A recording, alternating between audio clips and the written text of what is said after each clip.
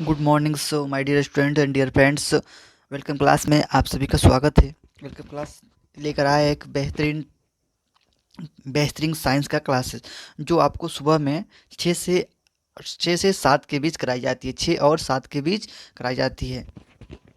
और ये जो 6 और 7 के बीच कराने के बाद ये 7 और 8 के बीच हो जाएगा आपका मैथ। 7 और 8 के बीच हो जाता है मैथ। यानी मैथ में क्या कौन सा क्लास होगा? मैथ में 9 to 10 तक होगा। 9 to 10 यानी 9-10 दोनों क्लास को लेकर चला जाता है। ठीक है फ्रेंड्स, तो वो भी किसके अनुसार लग जाता है? जो भी एग्जाम में आपका प्रीवियस क्वेश्चन होता है उसके अनुसार मद्देनजर रखते हुए एनसीईआरटी बेस पे ये सब क्लासेस कराई जाती है। तो आज ये साइंस कराएंगे। इसका जो पार्ट्स का नाम होगा प्राकृतिक संसाधन, यानी पाठ 14 हो जाएगा आपका। कितना? पाठ 14। सांस्कृतिक संसाधन, प्राकृतिक संसाधन। कौन सा संसाधन? प्राकृतिक संसाधन। चलिए सबसे पहले ये टॉपिक क्या कह रहा है उसको बारे में देखेंगे, जानेंगे, उसके बाद ही इस पॉइंट से आगे बढ़ेंगे। सबसे पहले पहला पॉइंट है प्राकृतिक संसाधन। प्राकृतिक संसाधन में देखेंगे पहला पॉइंट के साथ, तो ये प्राकृतिक संसाधन। देखिए सबसे पहले तो प्राकृतिक यानी नेचुरल। प्राकृतिक यानी नेचुरल। प्राकृतिक उसे कहते हैं जो हमें गॉड ऑफ गिफ्ट बोला जाता है, यानी भगवान के तौर पे हमें मिला है, वो हमारा प्राकृतिक हो जाए। अब संसाधन क्या हो गया? संसाधन वो चीज़ होता है, वो माध्यम होता है जो मनुष्य को आवश्यकता के अनुसार यूज किया जा सकता है, वो संसाधन हो जाता है। प्रयोग किया जाता है, वो संसाधन हो गया। जो जितनी भी वस्तु दिख रही है मानव उपयोग करता है तो वही उसका साधन हो गया। तो प्राकृतिक संसाधन हम समझ में आ गया। तो इसी के साथ हम सब पढ़ेंगे, पहला पॉइंट की ओर पढ़ेंगे, पहला पॉइंट की ओर बढ़ेंगे। चलिए पहला पॉइंट देखते हैं। आपको समझ में आ गया होगा ना प्राकृतिक संसाधन। प्राकृतिक मतलब होता है कि पता है गॉड ऑफ गिफ्ट। जैसे कि एग्जाम्पल दें, हवा हो गए, पानी हो गया, ये तो प्राकृतिक है। ये तो प्राकृतिक है ना। जितने भी मतलब पहले से हम देख सकते हैं, अभी जो हुआ है तो वो उसको कहेंगे नेचुरली नहीं है, ये कृत्रिम है, यानी हाथ से द्वारा बनाया गया है, वैज्ञानिकों द्वारा बनाया गया है। प्राकृतिक संसाधन वो संसाधन है जो हमें गॉड गिफ्ट के रूप में मिला है, पहले से हमें मिल चुका है। तो चलिए हम इसी के साथ पहला पॉइंट देखते थे। पहला पॉइंट क्या कह रहा है? थोड़ा इसको स्क्रॉल डाउन करके जूम आउट कर लेते हैं ताकि आपको स्पष्ट रूप से दिखाई दे। चलिए आपको पूरा स्पष्ट रूप से दिखाई दे रहा होगा। पहला पॉइंट 2 पॉइंट 3 पॉइंट ऐसे नोट करके बनाया गया, यानी जो भी जितने पॉइंट है वो नोट्स करके बनाया गया है। और ये एनसीईआरटी बेस पे जितने क्वेश्चन बनता है, प्रश्न क्वेश्चन दोनों साथ देखेंगे। पहले हम क्वेश्चन कर लेंगे, उसके बाद प्रश्न और उत्तर देखेंगे। तो पहला पॉइंट देखिए, पहला पॉइंट देखिए क्या कह रहा है। पृथ्वी पर जीवन मृद वायु जल तथा सूर्य से प्राप्त ऊर्जा जैसी संपदाओं पर निर्भर करता है। यानी कहने का मतलब इस पॉइंट का यह है कि पृथ्वी मतलब जिस भूमि पे हम लोग रहते हैं, जीवन मृदा वायु जल तथा सूर्य से प्राप्त ऊर्जा। तो देखिए ये मृदा हो गया, वायु हो गया, जल हो गया तथा सूर्य से प्राप्त एनर्जी ऊर्जा हो गया, जैसे संपदाओं पर निर्भर करता है। जीवन किस पर निर्भर करता है? इन्हीं पर ना, मृदा पे, जल, वायु पे, जल पे तथा सूर्य की रोशनी से। ये हमारी जीवन की संपदाओं इसी पे निर्भर करता है। दूसरा पॉइंट कर रहे हैं, हमें अपनी प्राकृतिक संपदाओं को संरक्षित रखने की आवश्यकता है। ये कह रहा है यदि हम अपनी प्राकृतिक जो संपदा है, संपत्ति है, उसको हमें संरक्षित यानी सुरक्षित रखने की आवश्यकता। क्या करने के लिए? आवश्यकता, सुरक्षित रखने के लिए आवश्यकता। जैसे कि हम समझेंगे जल के बारे में हमेशा कभी ना कभी आपको अवेयरनेस मिलता होगा कि जल को बचाना चाहिए, जल को एक दुरुपयोग नहीं करना चाहिए। तो ये हमारा कैसे हम संरक्षित कर रहे हैं ये बता रहा है इसके माध्यम से। उन्हें संपूजनीय रूपों में उपयोग करने की आवश्यकता है। जितने हमें स्वयं की आवश्यकता होती है, कह रहा है कि जितने हमें स्वयं की आवश्यकता होती है उतना ही यूज करने का आवश्यकता है। तीसरा पॉइंट कह रहा है यूकेरियोटिक कोशिकाओं और बहुत सी प्रीकैरियोटिक कोशिकाओं को ग्लूकोज अणुओं को तोड़ने तथा उससे ऊर्जा प्राप्त करने के लिए ऑक्सीजन की आवश्यकता होती है। ये जो यूकेरियोटिक कोशिका हैं और बहुत सी प्रीकैरियोटिक कोशिका हैं को ग्लूकोज के अणु को तोड़ने तथा उससे ऊर्जा प्राप्त करने के लिए हमें किस चीज़ की आवश्यकता होती है? ऑक्सीजन की। आपको कहेगा यदि आप यूकेरियोटिक कोशिका और प्रोकैरियोटिक कोशिका ग्लूकोज के रूप में तोड़ते हैं तो किस चीज़ की आवश्यकता लेते हैं, तो बोलिएगा आप ऑक्सीजन की यानी O2 की आवश्यकता पड़ती है उन्हें। चौथा पॉइंट कह रहा है वायु जल तथा मृदा का प्रदूषण जीवन की गुणवत्ता और जैव विविधताओं को हानि पहुंचाता है। अभी हमें समझ नहीं आ पाया और ये समझा भी नहीं पाए हैं, तो इसको समझिए कैसे समझा जाता है और कैसे हम इसको डिफाइन करते हैं। उसको केवल गौर से सुनना है, स्किप करिएगा तो आपको समझ नहीं है, क्योंकि एक ही पॉइंट बताना है और स्किप कर दीजिएगा तो कैसे समझ में आएगा। और कभी हम आपको जोर प्रेशर नहीं डालते हैं कि आप लाइक करिए, शेयर करिए, सब्सक्राइब करिए, नहीं, ये सब करिएगा। अच्छा लगता है तो आप ज़रूर शेयर करिएगा ताकि उन स्टूडेंटों को और उन साथियों को, उन दोस्तों को आपको मिल सके, ताकि इसे जो हो सकता है। हाँ जी, तो इसमें भी आपको 100 नंबर मिलेगा, इसमें भी आपको 100 नंबर मिलेगा, जो 20 नंबर प्रैक्टिकल स्कूल से मिल जाएगा और 80 नंबर आपको इससे मिलेगा। ठीक है दोस्त, ये जरूरी नहीं कि मैथ पढ़ेंगे तो केवल मैथ से 100 नंबर, सब में कॉम्पिटेटिव मैथ सब में मिलाकर चलना चाहिए आपको। ये नहीं कि मैथ में 100 नंबर ला दिया मैथ में और मालूम चला विज्ञान में इतना नंबर। तो ठीक है दोस्त, तो छोड़िए इस पर जिक्र करने की क्या बात है, आप लोग खुद समझ आ रहे हैं सब, कभी कभी हमें भी समझा देना चाहिए। तो ये कह रहा था वायु जल तथा मृदा का प्रदूषण जीवन की गुणवत्ता और जैव विविधताओं को हानि पहुंचाता है। जो वायु जल तथा मृदा का प्रदूषण जीवन की गुणवत्ता, जो मृदा, ये सब वायु हो गया, जल हो गया, मृदा हो गया, जब प्रदूषित हो जाएगा ना तो जीवन की विविधताओं को क्या करेंगे, हानि पहुंचाएंगे।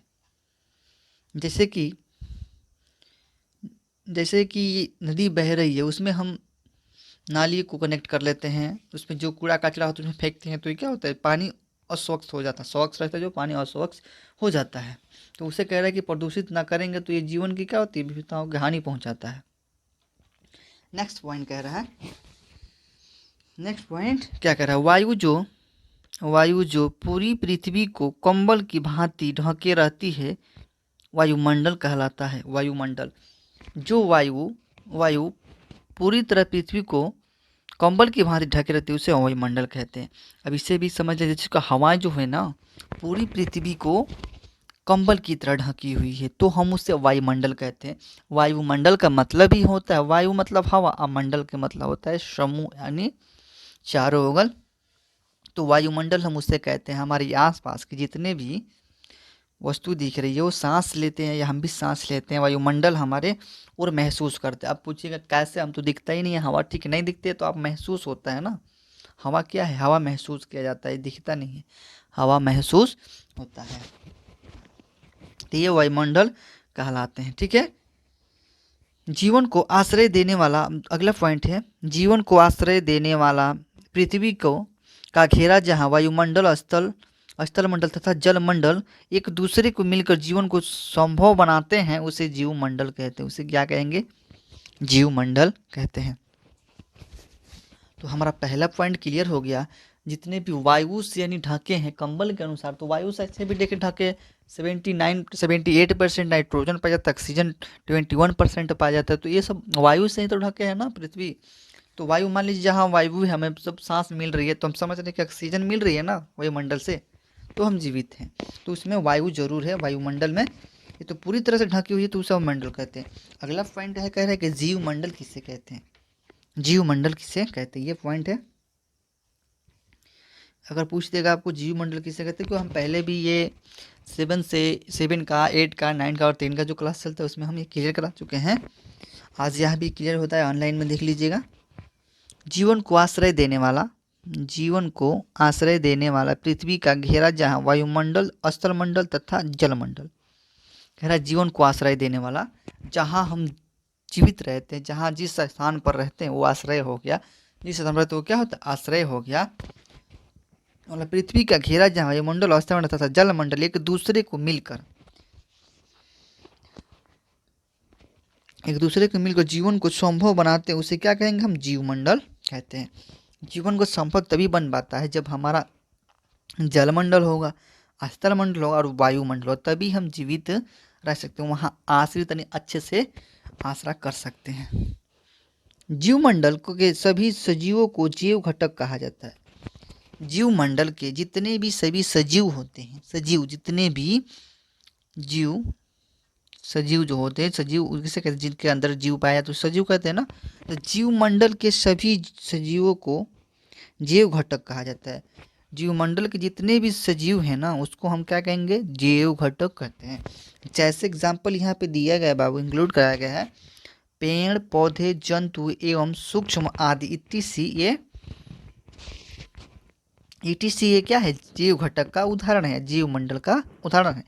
पेड़ पौधे जंतु सूक्ष्म जीव ETC ये पेड़ पौधे यानी जीव के घटक, किसके घटक, जीव के घटक है। अब देखिए, पेड़ अपना स्वयं भोजन तैयार करता है, किसी दूसरे पे आश्रित नहीं होता, इसमें भी जीव होता है।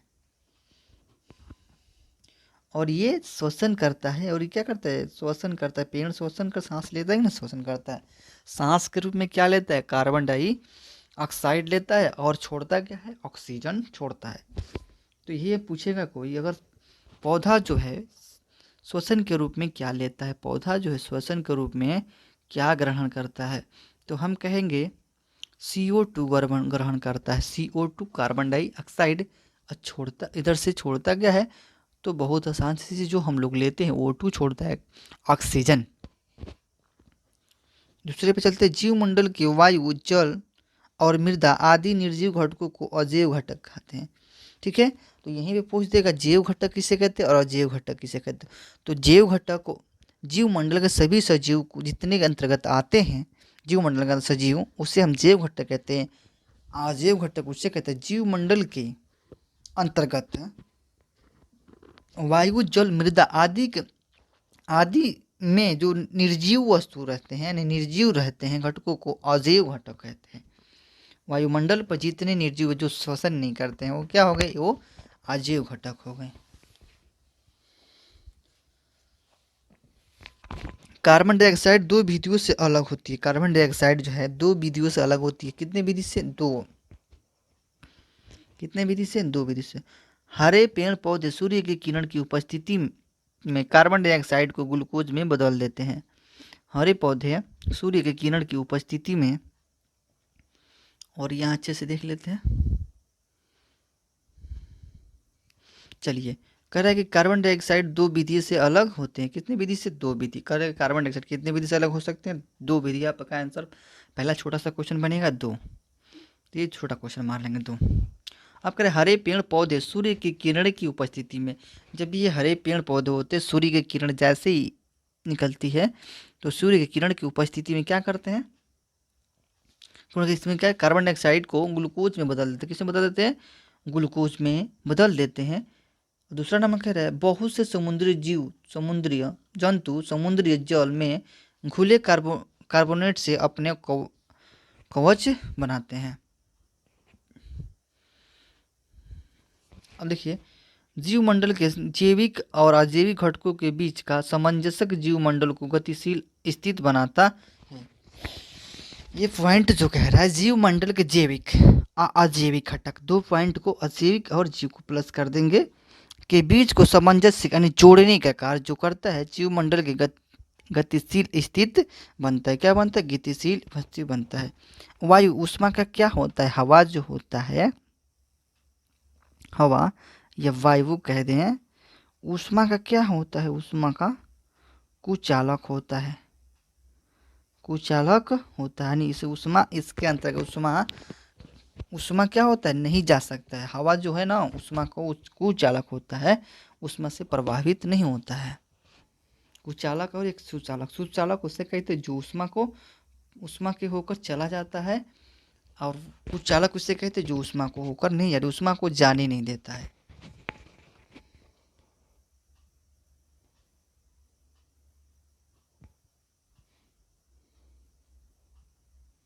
नेक्स्ट पॉइंट देखिएगा, नेक्स्ट पॉइंट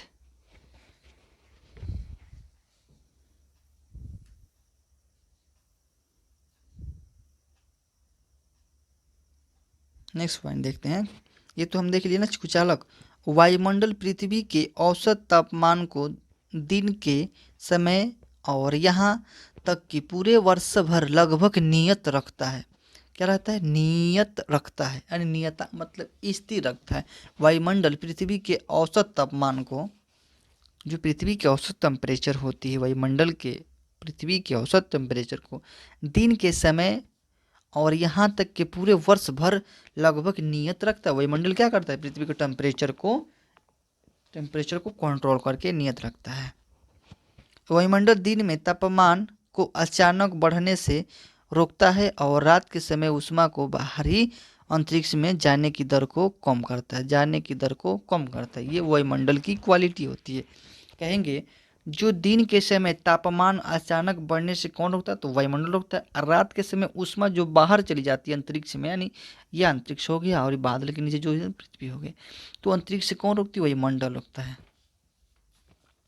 स्थलीय भाग जलीय भाग की तुलना में अधिक जल्दी गर्म एवं ठंडा होता है। ये पॉइंट मेन है और ये पॉइंट मेन है। अगर आपको कह दे स्थलीय भाग, जो स्थलीय भाग है जिस पे हम ये निश्चित करते हैं वो स्थल का भाग हो गया। किसका भाग गया? स्थल का भाग हो गया स्थल के भाग। और जलीय भाग वह भाग हो गया जहाँ पे जलीय क्षेत्र हो, जहाँ पे जल पानी का क्षेत्र भाग की तुलना में अधिक गर्म एवं ठंडा होता है। 2 पॉइंट कर देखिए। स्थलीय भाग जलीय भाग की तुलना में क्या होता है? जल्दी गर्म एवं ठंडा होता है। तो जल भाग क्या होता है? थोड़ा कम जल्दी से गर्म या ठंडा होगा, लेकिन स्थल का भाग जल्दी से ठंडा और गर्म होता है। स्थलीय भाग, अगला पॉइंट है स्थलीय भाग या जलीय भाग से होने वाले विकिरण के परिवर्तन तथा पुनर्विकिरण को कारण वायुमंडल गर्म होता है। गर्म होने के वायुमंडल संवहन धाराएं उत्पन्न होती है। चलिए अब हम कह देंगे स्थलीय जो भाग है कौन विधि द्वारा गर्म होता है? तो ये अपना एक याद रखिएगा, एक विधि होता है जिसका नाम है संवहन विधि। यानी स्थल जो है ना, संवहन विधि द्वारा क्या होता है? गर्म होता है। संवहन विधि द्वारा गर्म होता है। तो ये कह रहा था पॉइंट हमारा, स्थलीय भाग या जलीय, स्थलीय हो या जलीय भाग से होने वाले विकिरण परिवर्तन तथा पुनर्विकिरण के कारण। जो देखिए परावर्तन, जब स्थलीय भाग जलीय भाग विकिरण के परिवर्तन का पुनः विकिरण के कारण, तो देखिए परावर्तन क्या चीज़ होता है? जैसे कि यहाँ कोई वस्तु रख दी गई है और यहाँ से जो प्रकाश आ रहा है और यहाँ से आपको रिटर्न कर दे रहा है, तो ये हम बोलेंगे परावर्तन है हमारा। क्या है? परावर्तन है। आप यह पुनः विकिरण भी बोलते हैं। जैसे कि यहाँ प्रकाश आती है और यहाँ से किरण सीधे पुनः चली जाती है, तो ये पुनः विकिरण हो गया। तो वायुमंडल गर्म होता है। क्या होता है? पुनः विकिरण के कारण वायुमंडलीय गर्म होता है। गर्म होने पर वायुमंडल में संवहन धाराएं उत्पन्न हो जाती है। तो हम कहेंगे वायुमंडल जो गर्म होता है वो संवहन विधि द्वारा ही गर्म हो रहा है। That's solve. तो इसी के साथ ये क्लास को हम चाहते हैं कि बढ़ाना हो, पार्ट 2 पार्ट 3 के तौर पे हम ला सकते हैं, ताकि आपको भी अच्छा लगे और हमें भी अच्छा लगे। हमें अच्छा लगने का कोई ये नहीं, लेकिन आपको अच्छा लगना चाहिए कि आपको कैसा कंटेंट दे। तो ये नहीं कि पढ़ाते जाए कुछ समझ ही ना है तो डिटेल से ऐसा नहीं करना है। चाहे हम क्लास को 1 से लेके 30 मिनट में 30 मिनट तक ले चलते हैं। 30 मिनट तक, ज़्यादा से ज़्यादा लॉन्ग हुआ तो 30 मिनट तक होगा। जब आपको एग्ज़ाम आएगा तो टोटल हम 1 लाइनर ऑब्जेक्टिव और सब्जेक्टिव दोनों लेकर आएंगे। जब आपका एग्ज़ाम स्टार्ट होगा 10th का, तो सब्जेक्टिव और ऑब्जेक्टिव दोनों लेकर आएंगे। कौन कौन? सब्जेक्टिव और ऑब्जेक्टिव। पहले हम ऑब्जेक्टिव करा देंगे और लास्ट में सब्जेक्टिव कराएंगे, क्योंकि ऑब्जेक्टिव हमें ज़्यादा याद रखना आवश्यकता होता है। क्योंकि आपको एक को सब क्वेश्चन 1 नंबर देगा, गलत होगा तो आपको आधा भी नंबर नहीं देगा। ठीक है, इसी के साथ हम क्लास को क्लोज करना चाहेंगे। और आज जो होली है तो आप सब हमारी तरफ से, हमारे टीम वेलकम क्लास की जितने टीम है उन्हें तरफ से आपको बहुत बहुत सारी ढेर सारी शुभकामनाएं और बधाई दी जाती है। हैप्पी होली आप सभी को।